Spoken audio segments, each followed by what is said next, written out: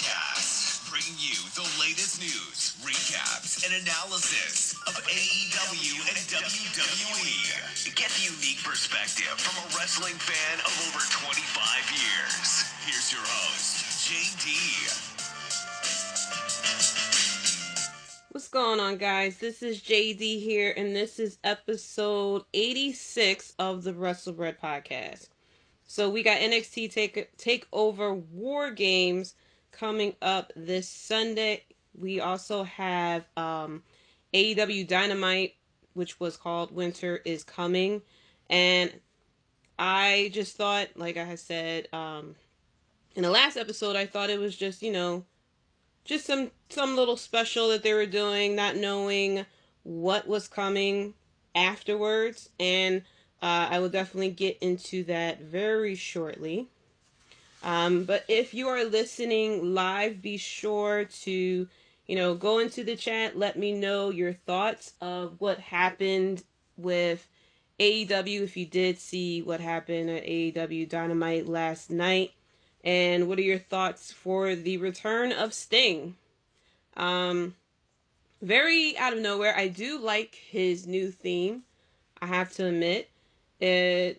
I don't get, now, I fully admit I'm not a big Sting fan, so maybe some of the things that he does kind of goes back to his days in WCW, but I didn't get the whole snow and winter is coming, so I don't, if someone can explain that to me, please let me know if there's any, if snow and winter has anything to do with Sting.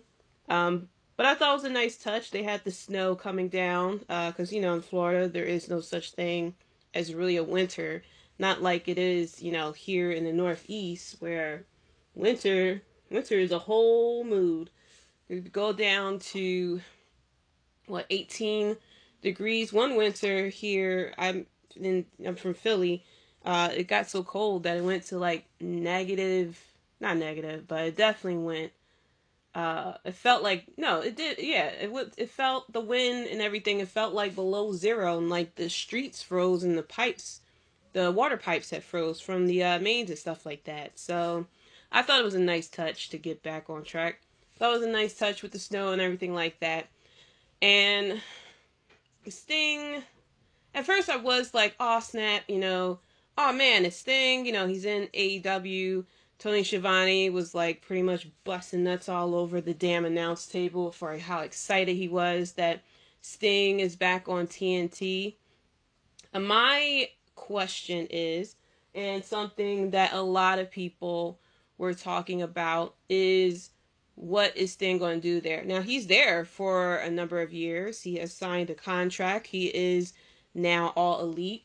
And a lot of people on Twitter was making the reference, the comparison between him and Goldberg. How Goldberg pretty much came to WWE just to destroy and make a name for himself, and because he wanted to look good in his son's eyes, and wanted to win titles, and instead of putting over the talent that's there, basically put over his own self and things like that. I don't really get that sense from AEW. I'm hoping that's not the direction they're going to go. I hope that they are going to use Sting to put eyes on their product, because they are new. There really isn't, there is still a strong following when it comes to WWE. And AEW has their own core base that watches, the Elite from when they were in independence and things like that. And a lot of the different wrestlers who are on AEW that came from the independents as well. But they have to, if they want to sustain, especially talking about putting on a second show and possibly having to go head to head with NXT again, it's all a matter of who's going to announce what day the second show is going to be. If AEW goes first, NXT could either counter and put their show again the same time slot.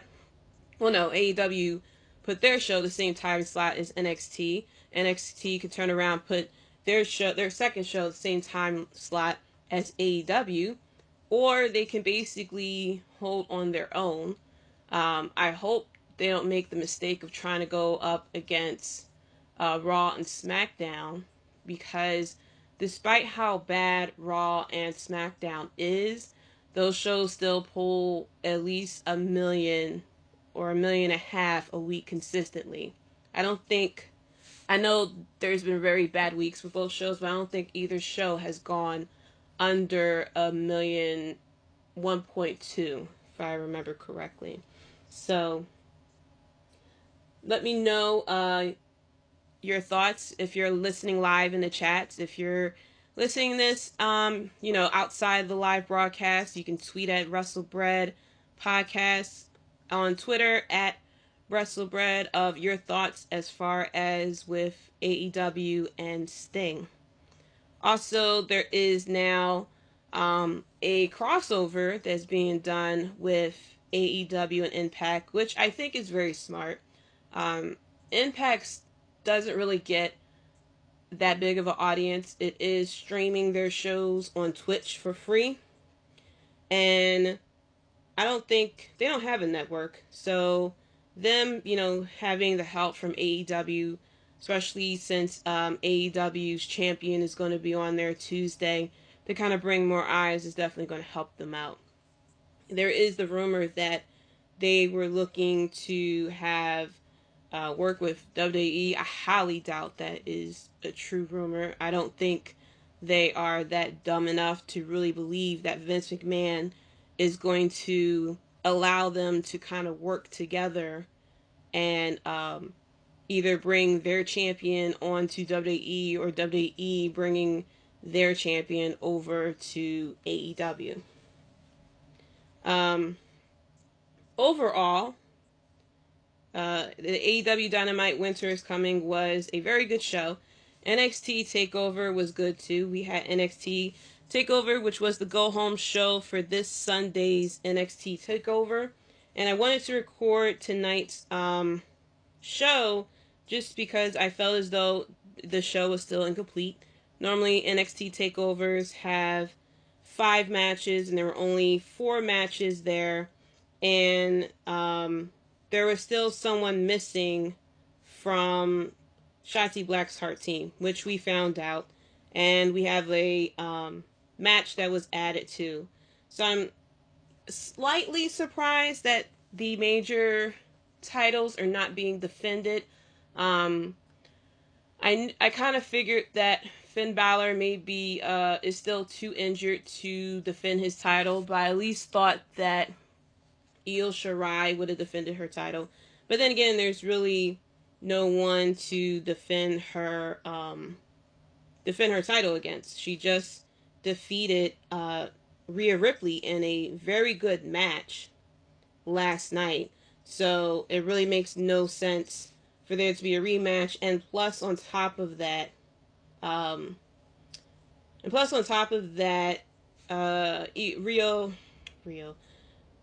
Rhea Ripley is on the team with Shotzi Blackheart as well.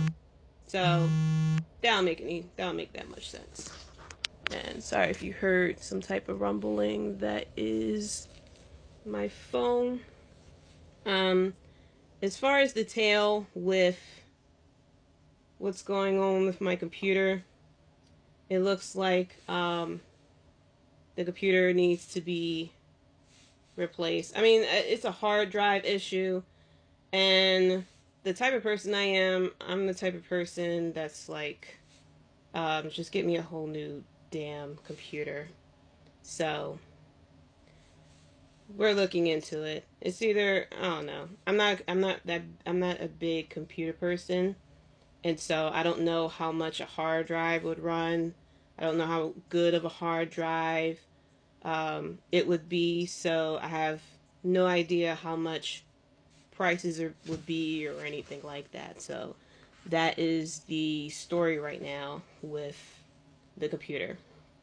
So I'm going to go through AEW Dynamite first, since NXT Takeover was the go-home show.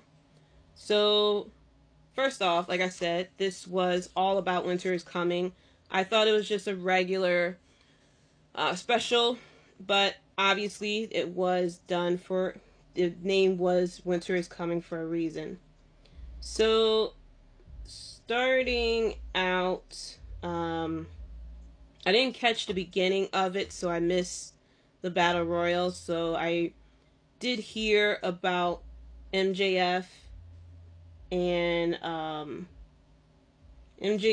Orange Cassidy winning the Diamond Battle Royal, and apparently Hangman Page was eliminated early. So don't know what's going to happen with there, if he is going to eventually work on the Dark Order or something like that, and if he's going to join the Dark Order, or if it's just going to go be him against the Dark Order. Then we got, I did tune in once we got to Chris Jericho versus Frankie Kazarian. That was a pretty good match. Chris Jericho, now a lot of people, I noticed when they were talking about Sting, started to bring up Sting's age.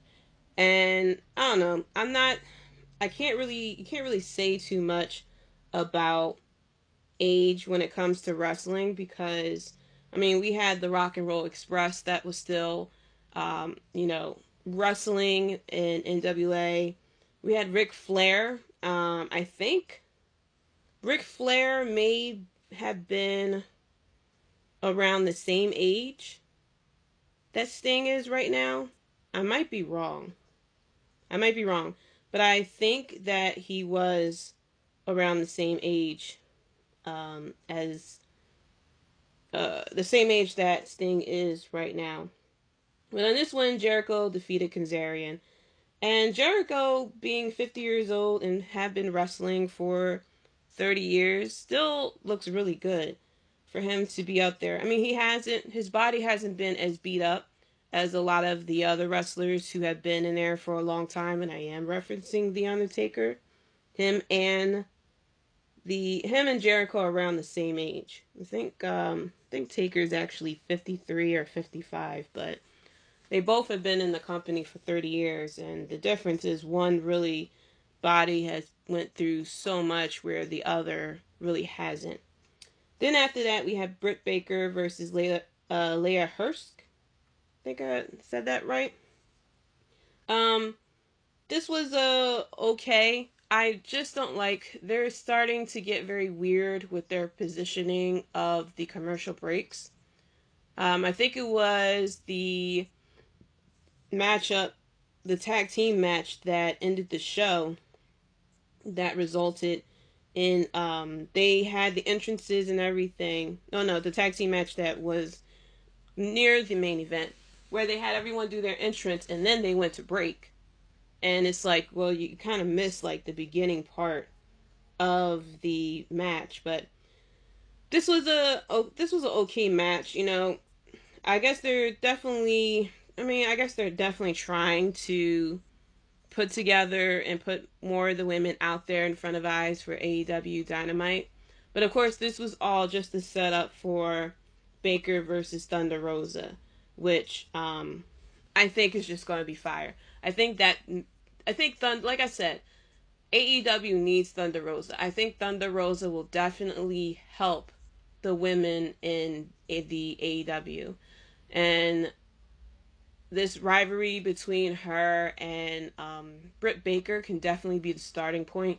And she can just start going through women. Britt Baker, Nyla Rose, she can go against Sheeta again. And just keep it going. Her and Penelope Ford. There's a lot of matchups that can definitely really help that women's division, because, I don't know, it feels like they don't really care too much about their women's division. And I think they just need a veteran there that can definitely help out.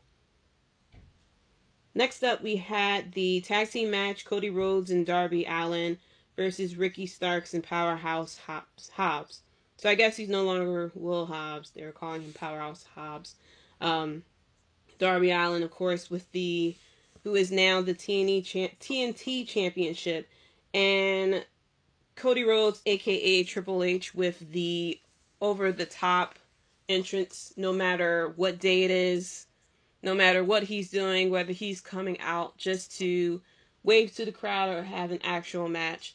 I like Cody Rhodes, but the Triple H entrance every week, every appearance, I like his theme, but he comes through the middle. Only person that comes through that middle.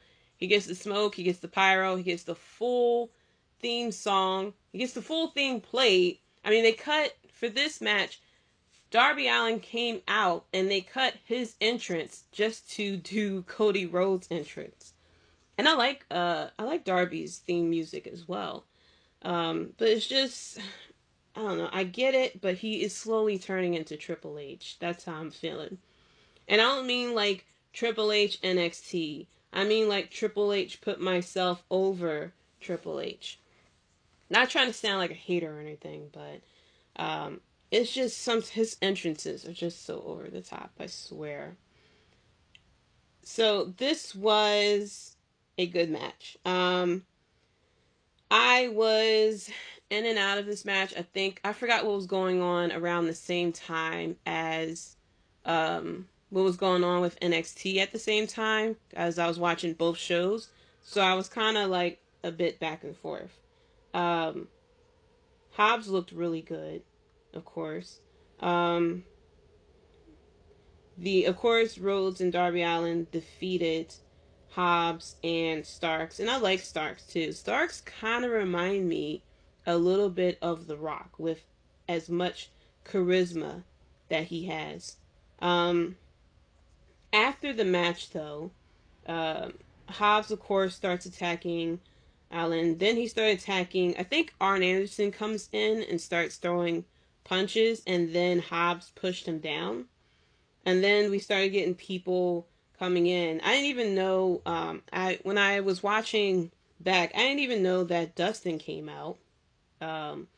But, of course, Team Taz looking all nice and good. And then then the lights went out and they started to show a vignette of, snowy mountains and snow and snowy forests and stuff like that. And it started playing the music, and then it was like electricity that started to form the words of Sting. And I was like, oh my goodness, are you kidding me?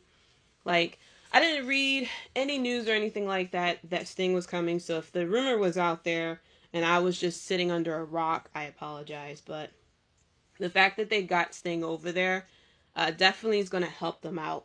Of course, like I said, Tony Schiavone started screaming, "It's Sting, it's Sting," and a lot of people was very happy about it, because there are a lot of big Sting fans out there. Sting to WCW fans is Undertaker to WWE fans, and this is pre-retirement and comeback Undertaker. So a lot of people was very happy about it. A lot of people were saying his age, that he's old, what is he going to do? Which I completely agree. I hope he's not back to wrestle. Even though it feels like that's what's going to happen. I don't know how he is now. I mean, the last time he wrestled, he was going against Seth Rollins, and I think he got concussed. I remember it was definitely the knee to the head situation that Seth Rollins kept doing around that time. So I don't know if, Sting can definitely, throw it down the ring if he's trying to get back in the ring to help out AEW. But like I said earlier, I'm really hoping that Sting is there to put over the young talent. There is nothing to gain by putting yourself over except for you get the AEW title, you get the TNT title. That doesn't help the company. It doesn't help who you're trying to put over. AEW has the perfect opportunity to put over their own talent. And I know that they have people who are veterans that came over from WWE or even WCW, like Arn Anderson, Tully, Sting, Jericho as well. I liked what Jericho had did. Prime example. I mean, Sammy Guevara from when AEW started to now, night and day. I did not like Sammy Guevara that much when he started. He had promise, but I didn't like his gimmick at all. I thought it was dumb. And Sammy Guevara now, just he's popular. He has his own vlog now. He's oozing like this charisma, and it feels like he's more confident now than he was when he first started AEW. And so very happy that Jericho, and he wouldn't have been that way if it wasn't for Jericho. And that's what I mean. And yeah, Jericho was the first champion of AEW, this, that, and the third. And a part of me felt as though that Jericho shouldn't have been the champion, but I understood from a business opportunity to basically put eyes on your product because you have a familiar face as your champion. Had Hangman had won, people would have been sitting there and be like, who? What's the point of me watching that? I don't know who this person is. But the fact you had Jericho as champion, you'd be like, okay, I know who Jericho is. I'll check it out. And then you find out about other people like Hangman and Darby and stuff like that. So I think it's a perfect opportunity for them to use Sting to put eyes on the product. Now you have a big name. You have Sting. He got into the ring. He, of course, looked at Arn. He looked over at Cody. And then he stared down Darby. And, of course, he kind of looked over at the side of the face that doesn't have the face paint. And so if he gets in the ring, hopefully he, teams up with Darby or something like that. Like, I really hope that that Sting is being used to put over people. Yeah, if he goes against someone and, obviously he's going to have a win here or there, but I'm hoping it's not like a squash, because that's what people are really comparing about him versus Goldberg, that it's a part-time veteran who's coming back to the ring just to put himself over, and not even just put himself over, but to squash whoever he's going against. I mean, the biggest thing that one of the biggest Goldberg matches that everyone hated was him versus Wyatt. I mean, him versus The Fiend. That he took out The Fiend, basically. That did nothing for him. That did nothing but people pissed off that he won.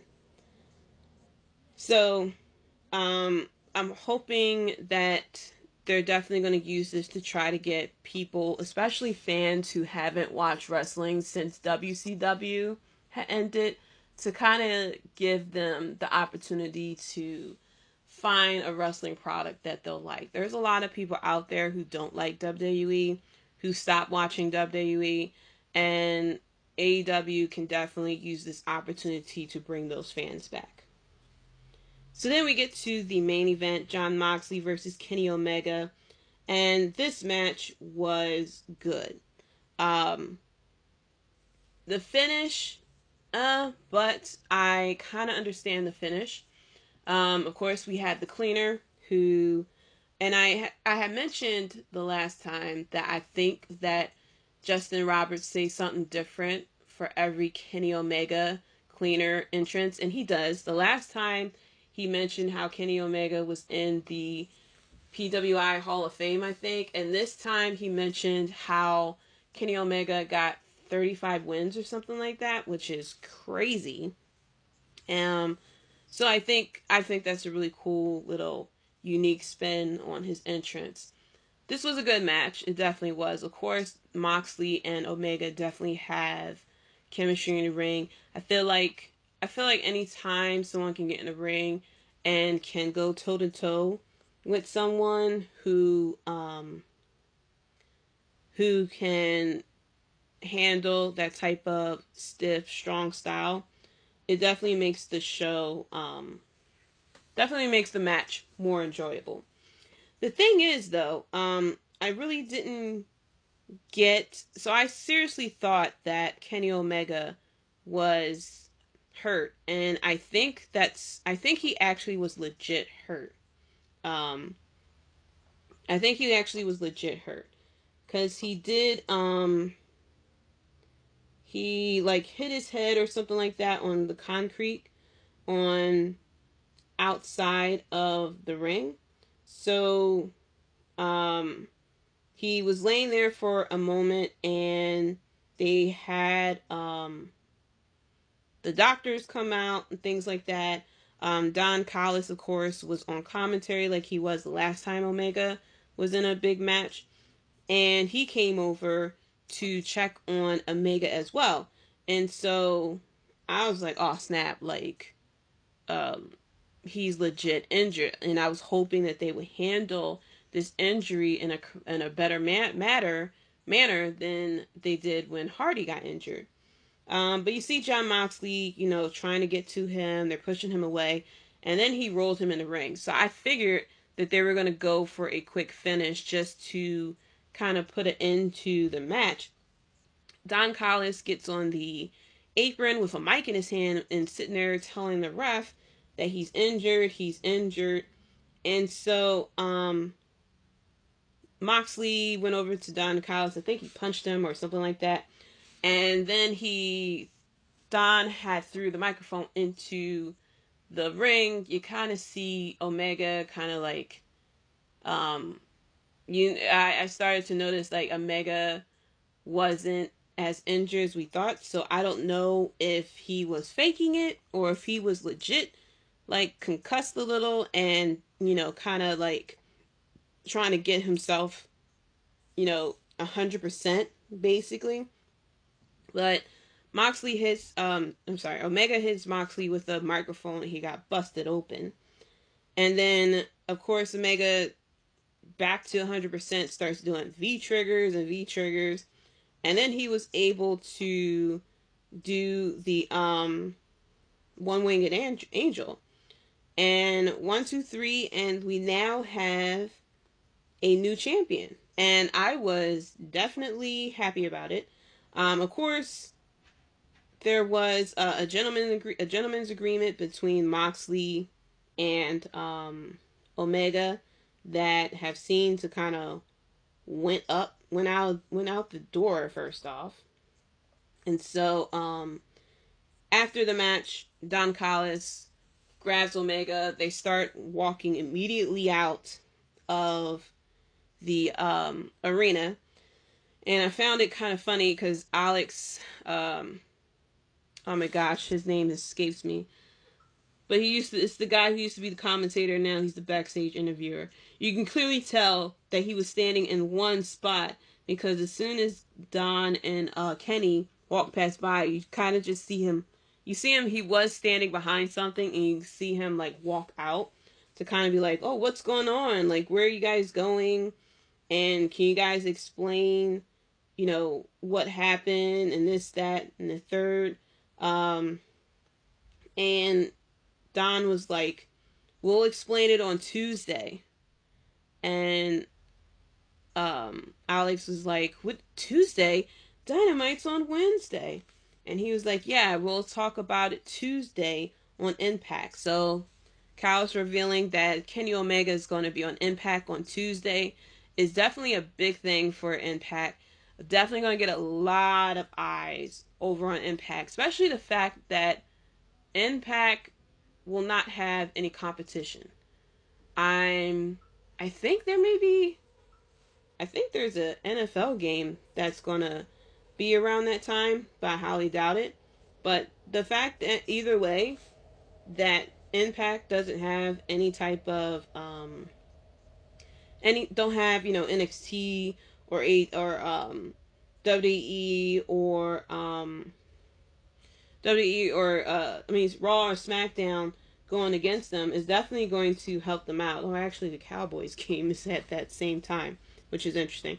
So the fact that they have no wrestling show going against them, and they're going to have Kenny Omega over there, and him and Don are going to explain everything that happened, definitely going to help out.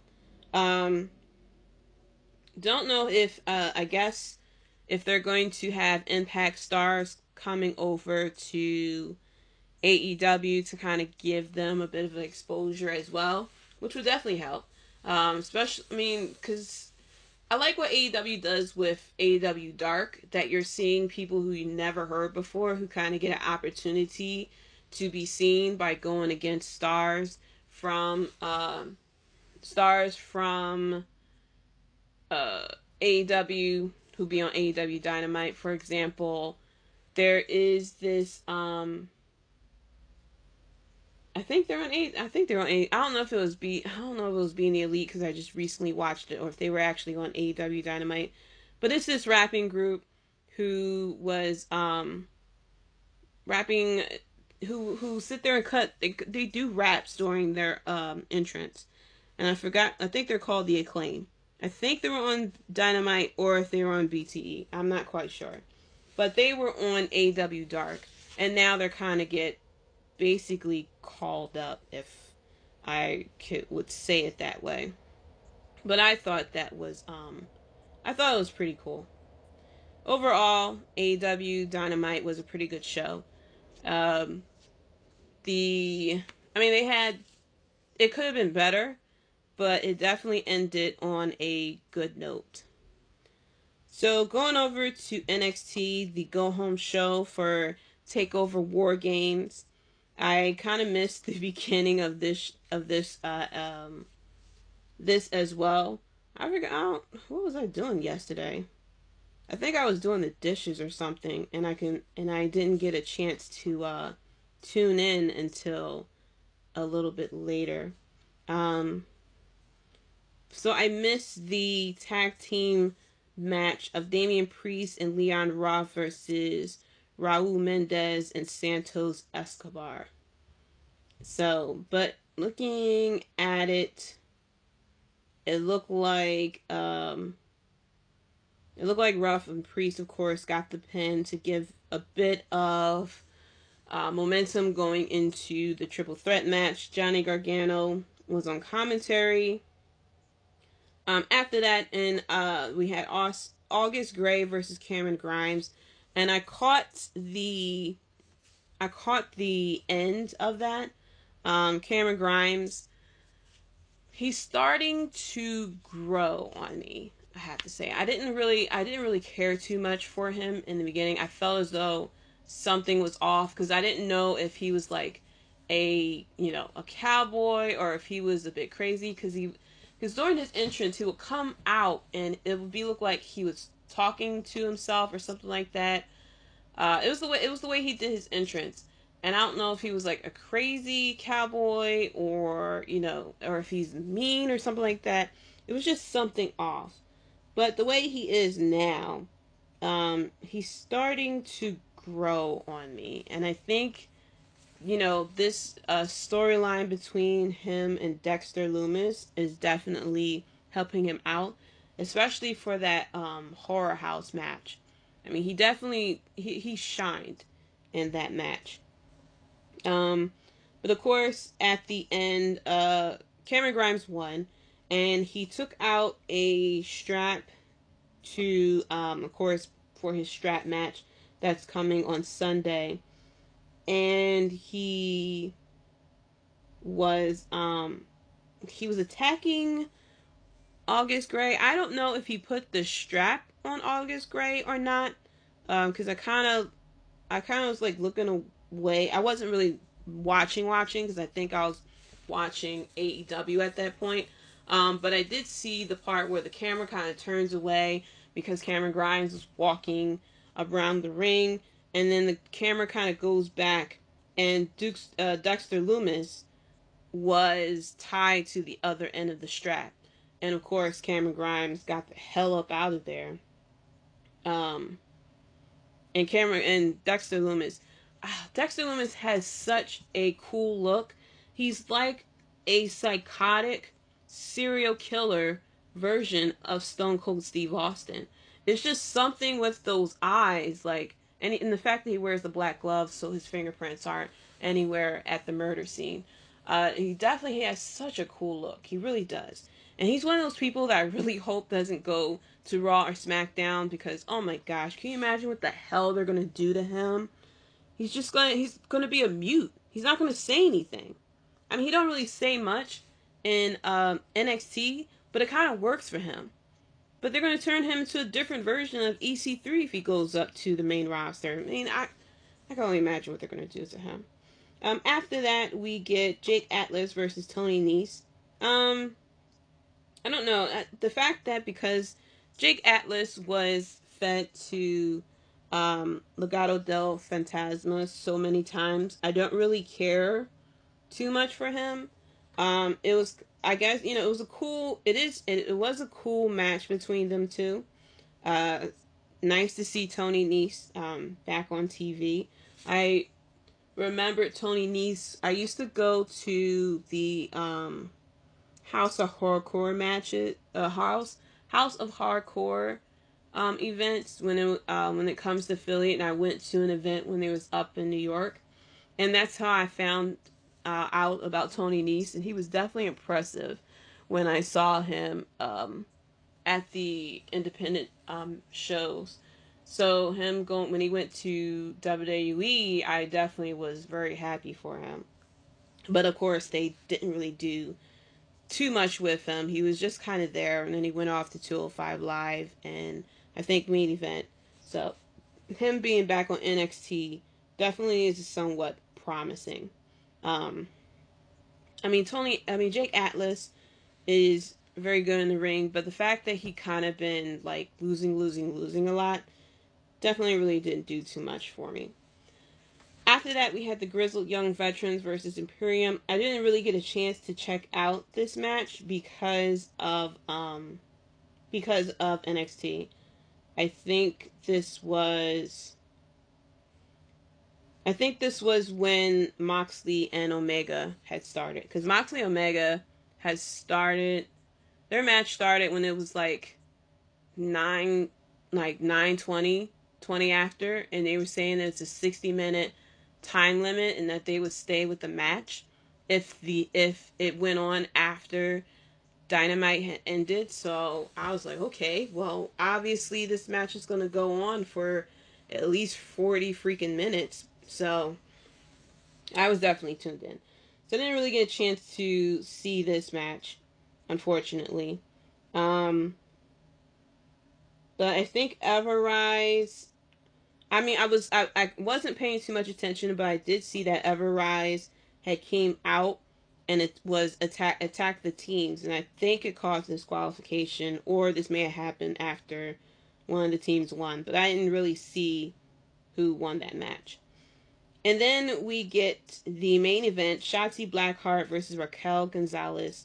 Of course, this was all about who was going to be the fourth member for Team Shotzi, who was going to get the advantage for the War Games match. This was a pretty good match. Shotzi Blackheart, of course, definitely is a fan favorite now. She has gotten a lot better in the ring than when she first started. There's some botches here and there from what I had saw, because I was definitely back and forth between the two shows. So I was paying more attention to Moxley and Omega, of course, but I was like kind of keeping my eye out on Shotzi and Raquel to see who was going to appear as the fourth member. Definitely hyped that my girl Io Shirai is Team Blackheart. She killed it in the first women's War Games match. She did the fucking moonsault off the top of the cage. So definitely going to keep an eye out for that spot again. We also had Shotzi Blackheart, who climbed the ladder and got the briefcase. So they will have the advantage coming this Sunday for War Games. Speaking of War Games, let's get into the predictions.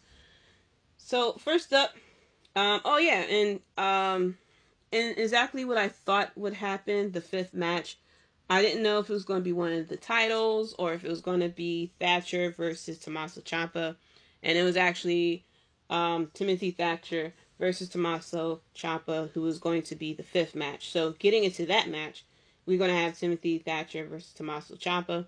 I think this is going to be a very hard hitting match. Um, Timothy, of course, is a very technical wrestler. Tommaso, who is, of course, the psycho that he is, definitely is going to be brutal.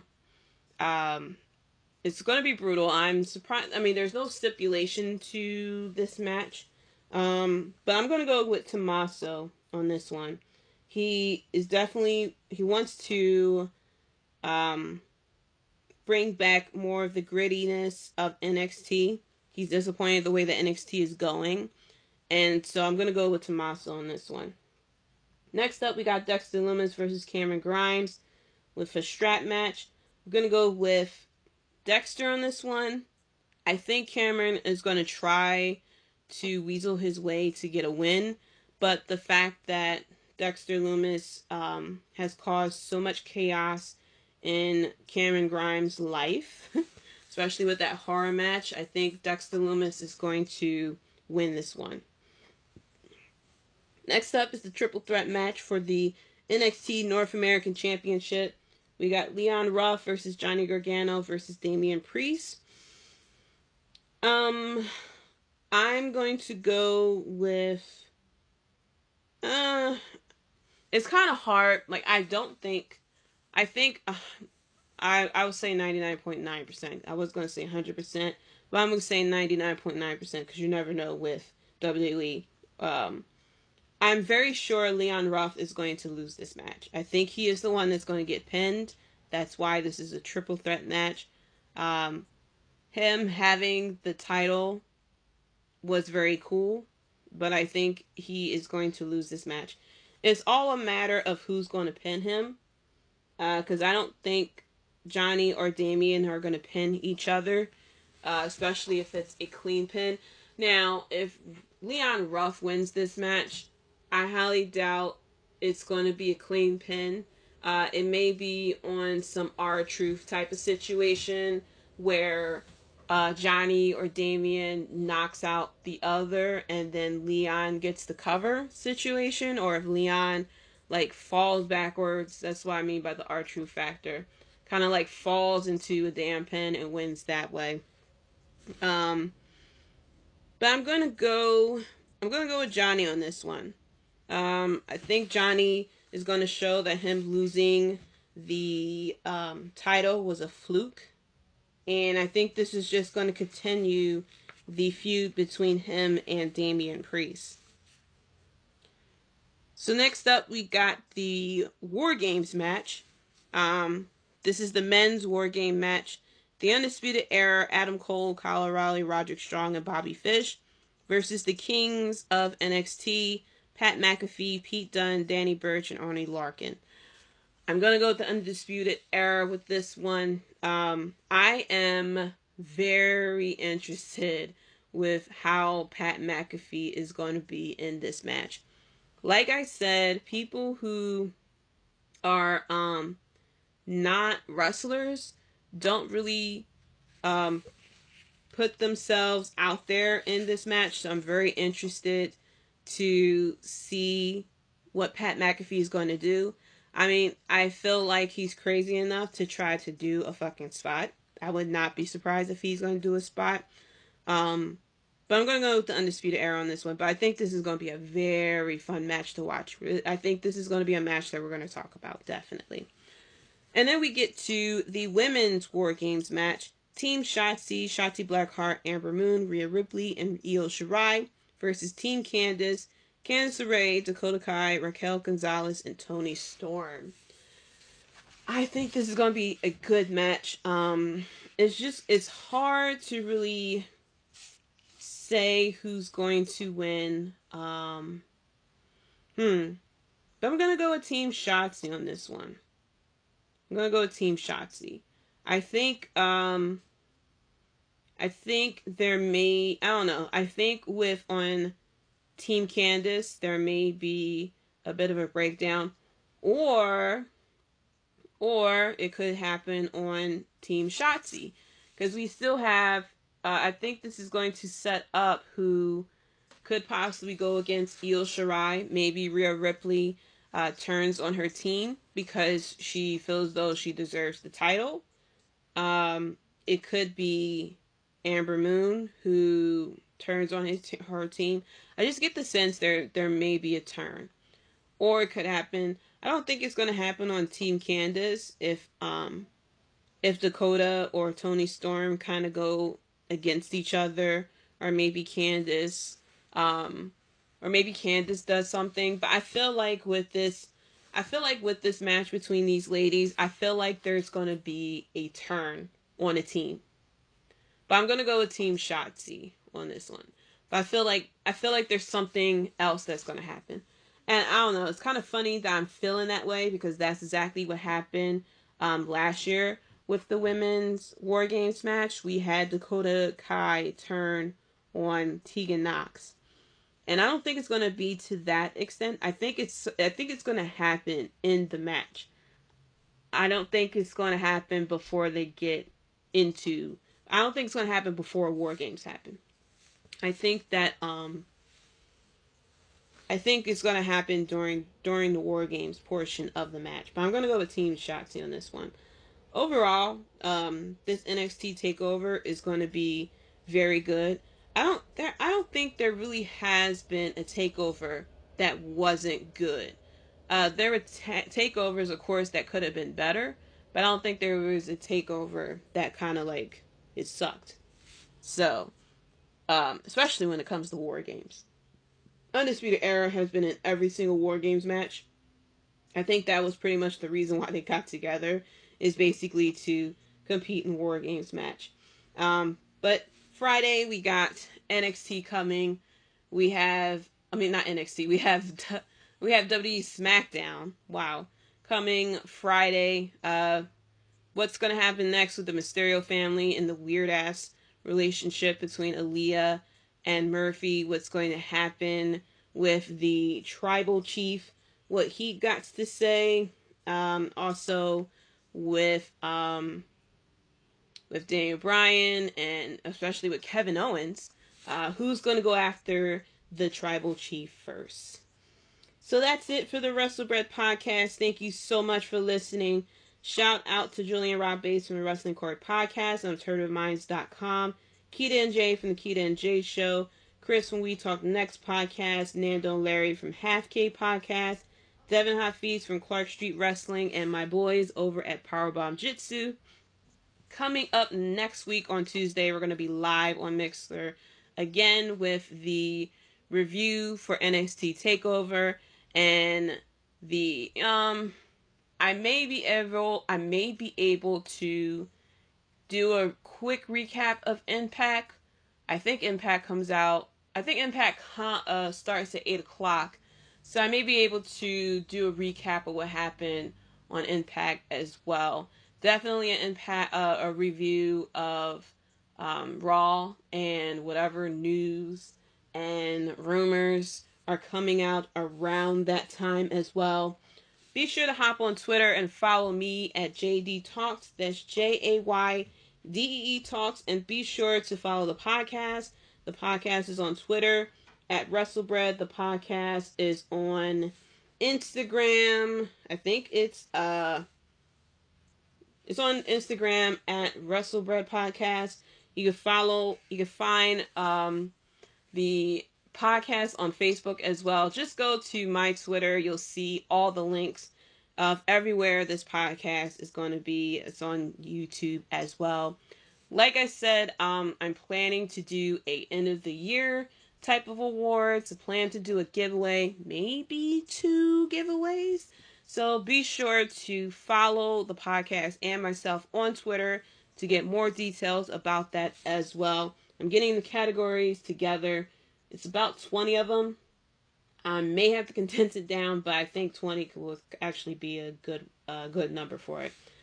May be happening on YouTube. Who knows? I definitely know it's going to be a special episode of the podcast. So there won't be any recaps or anything like that for during that episode. So let me know your thoughts. Let me know how you feel about Sting going to AEW, how you feel about Kenny Omega as the new AEW champion, your thoughts of what's going to happen at NXT Takeover. Do you think there's going to be any swerves or anything like that? Because that's kind of what happens with NXT. Normally NXT Takeover is either an oh my goodness moment or there's a swerve somewhere. So thank you so much for listening, and until next time, guys, peace.